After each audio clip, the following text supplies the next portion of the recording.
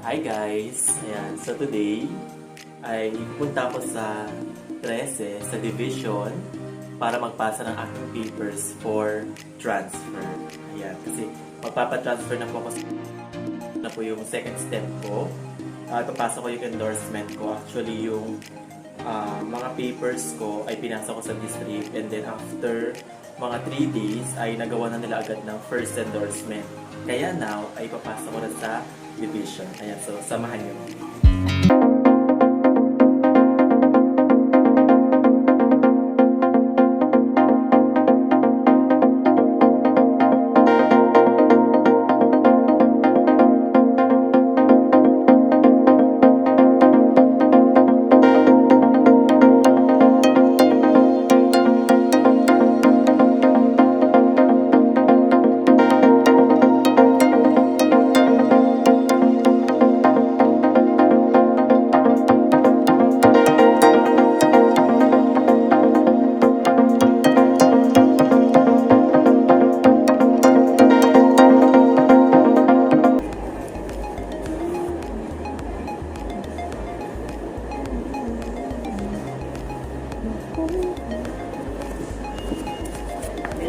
Morning po.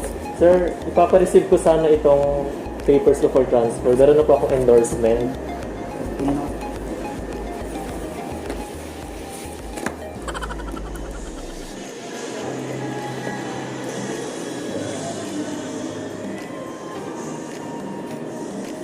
Saan kayo lilipat?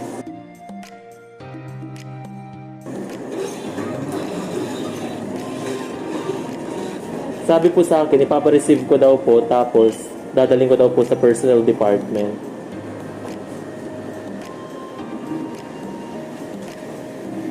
Receive mo muna sa records.